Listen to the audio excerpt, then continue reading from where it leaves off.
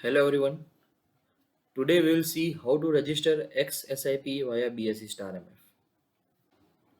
To register XSIP via BSE StARMF, go to Systematic Investment, XSIP ISIP, XSIP ISIP registration.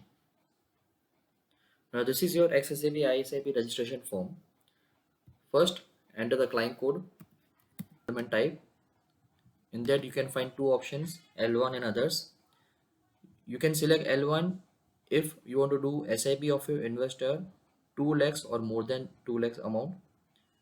You can select others if you want to do the SIP of less than 2 lakh amount. So let's say in this case I will select others. Select transaction mode, demat or physical. Now enter the keyword of the scheme name. For example, over here if I want to search the scheme, I will enter a unique keyword of the scheme name. Let's take an example. Let's say Aditya Birla Frontline Equity. So I will enter Frontline over here. Okay, similarly, there is another scheme of Aditya Birla Focus Equity. So I will just enter Focus over here. Okay, so you have to enter any unique keyword to search the scheme. So RTA code, ISIN number will be fetched by the system automatically. Internal reference number, you can leave it as blank. Folio number, you can enter it or you cannot enter it. It is an optional field. Suppose if you want that this SIP must be continuing in an existing folio, then you can enter the folio number as well. If you want that investor want that as they want to create a new folio for this SIP, then you can leave folio number as blank. Select frequency type, monthly or quarterly. Mention the amount. You can see the range of the amount is already provided, minimum 1000, maximum 1,99,999. So let me mention 1000 over here. Select registration type as XSIP. Select the mandate ID. Remember, in the drop down box, only those mandate ID which are registered or those mandate ID which are already approved by the bank will show over here. Rejected mandate ID will not show over here. Select frequency allow as rolling. So you will get the available SIP dates of this scheme. So as you can see, for this scheme, 1 to till 28th is available of the month. Now the next field is generate first order today.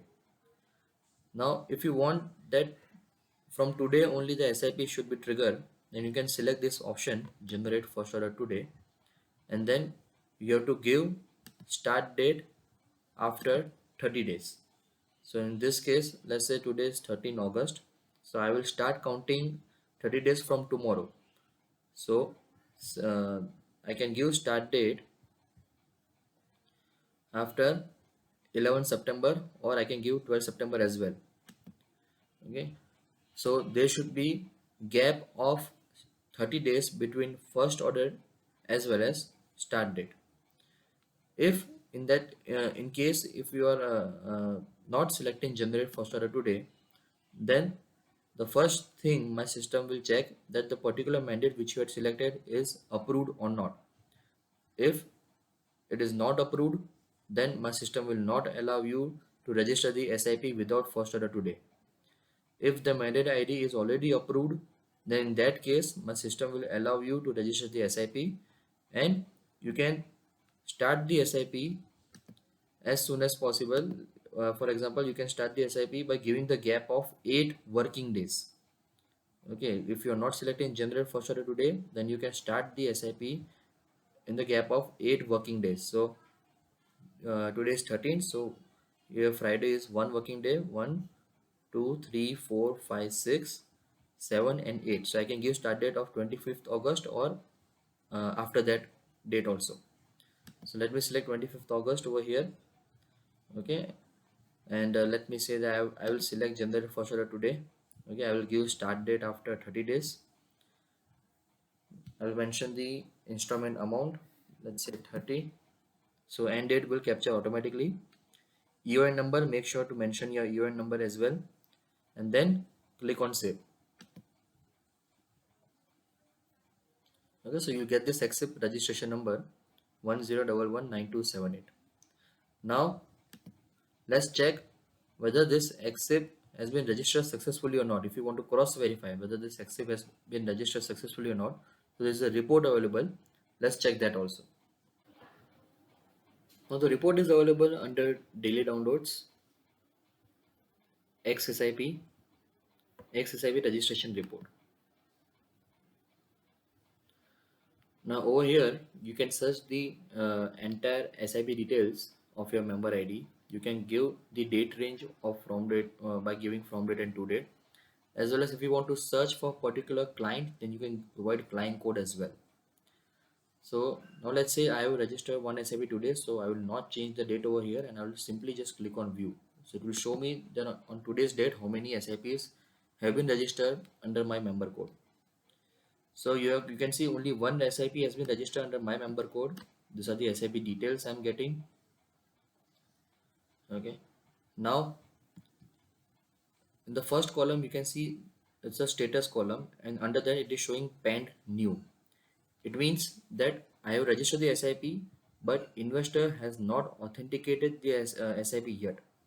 So investor have to authenticate this SIP, otherwise this SIP will not activate. So let's see how to authenticate the XSIP order.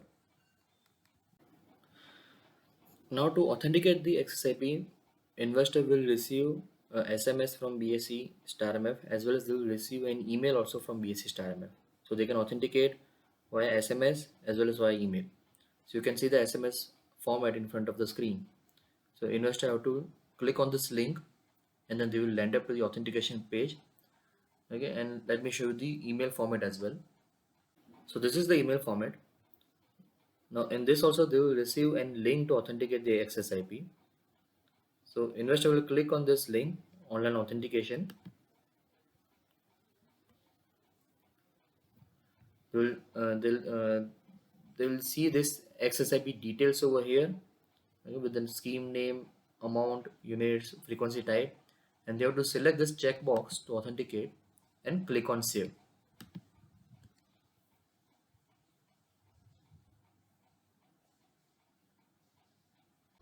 So in this way, investor can authenticate the XSIP.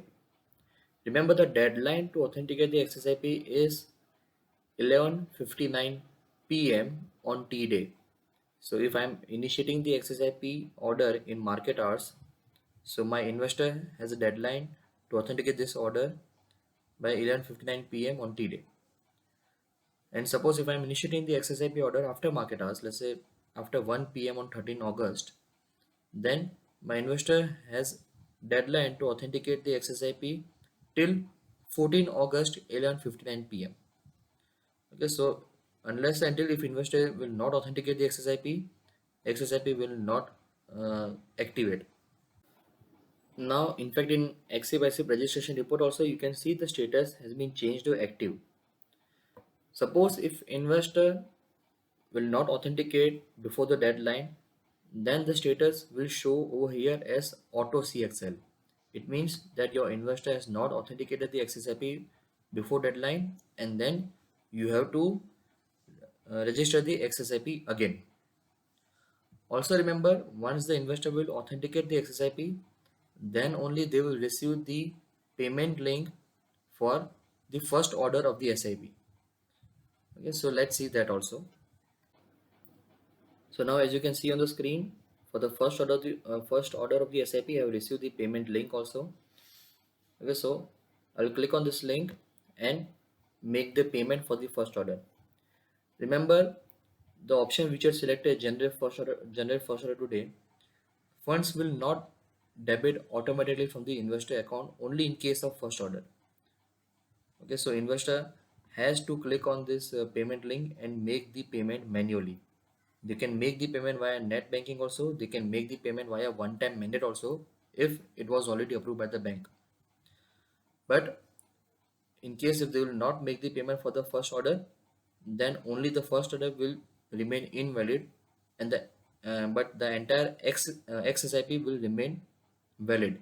So from the next month or from the next installment, the funds will start deducting automatically from the bank account, subject to the mandate was already approved by the bank. Okay, so in this way, you can register the XSIP for uh, for your investor via BSE StARMF website. Thank you for watching.